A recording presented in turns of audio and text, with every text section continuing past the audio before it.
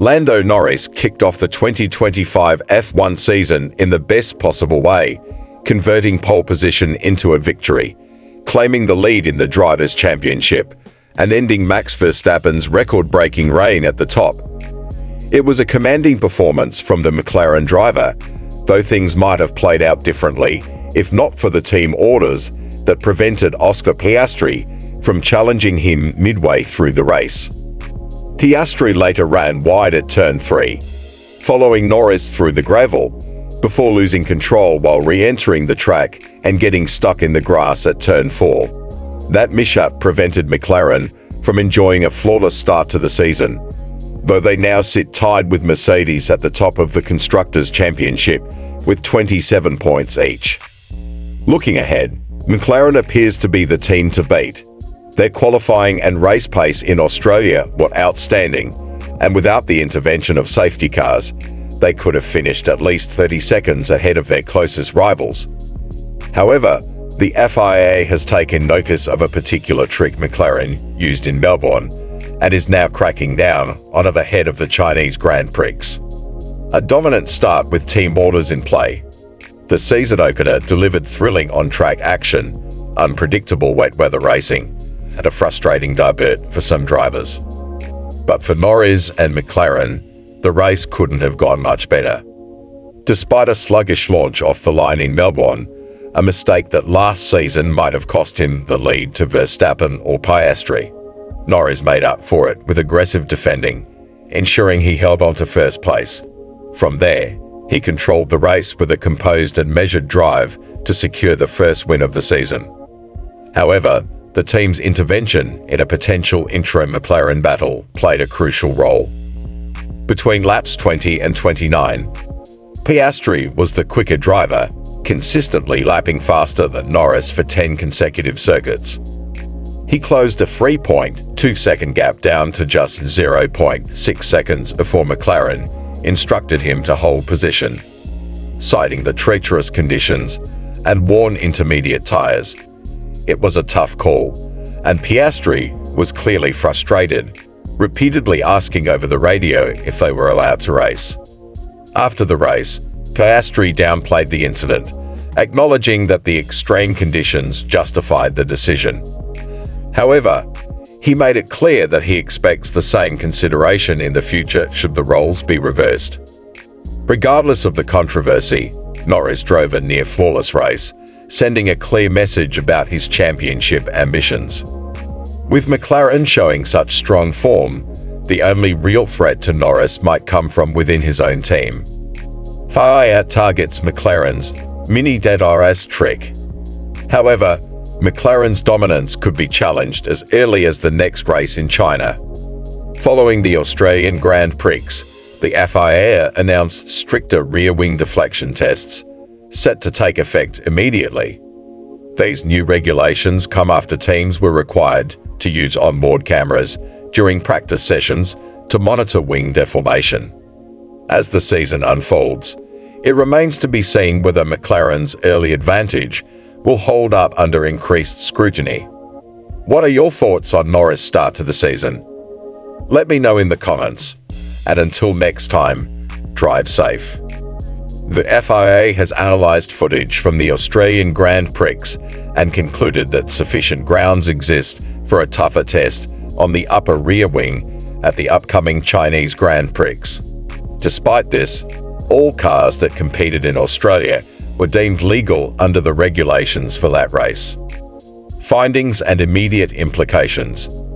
The FIA discovered evidence of rear wing flexing, which is explicitly prohibited.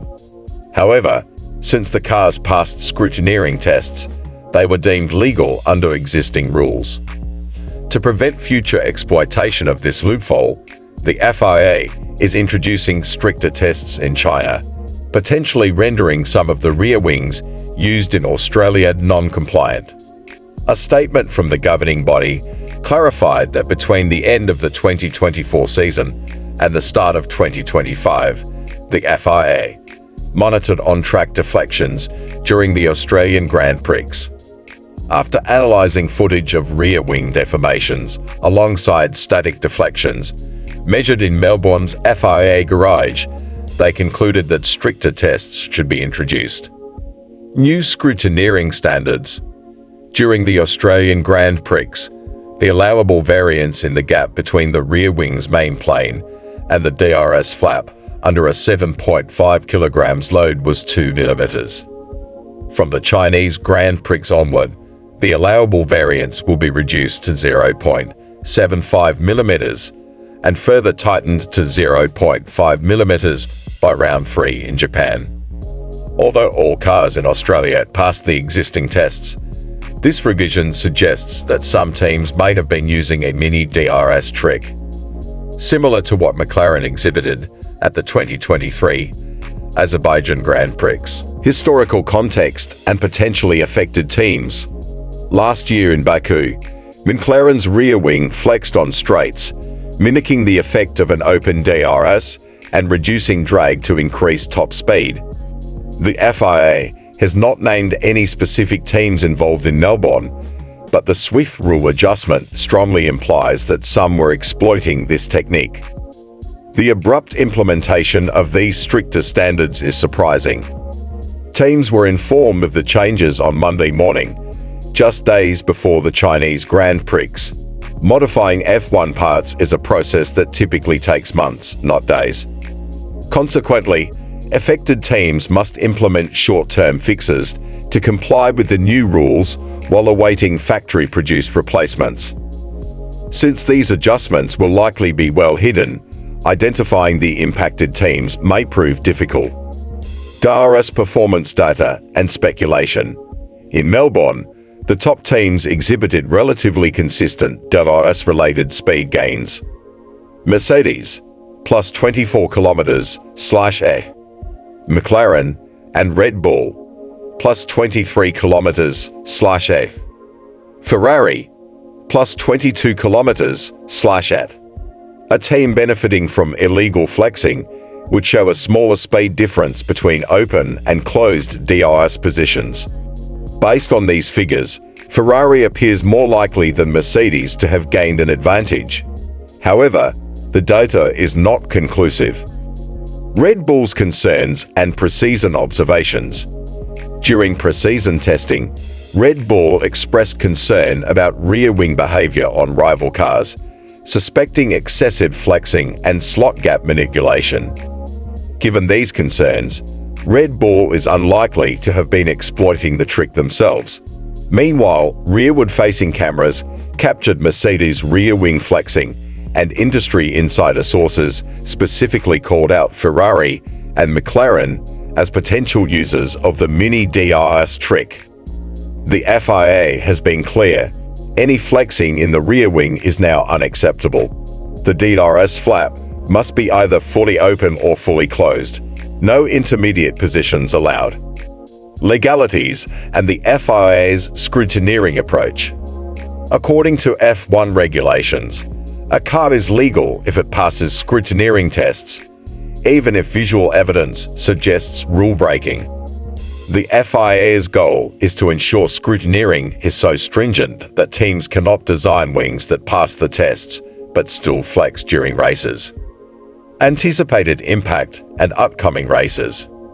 Many expect McLaren to be most affected due to their recent performance and past involvement with similar tricks. However, the full impact of these changes will only become apparent at the Chinese Grand Prix. Do you support the FIA's aggressive crackdown on flexing rear wings? Which teams do you think will struggle the most with compliance? Share your thoughts in the comments below.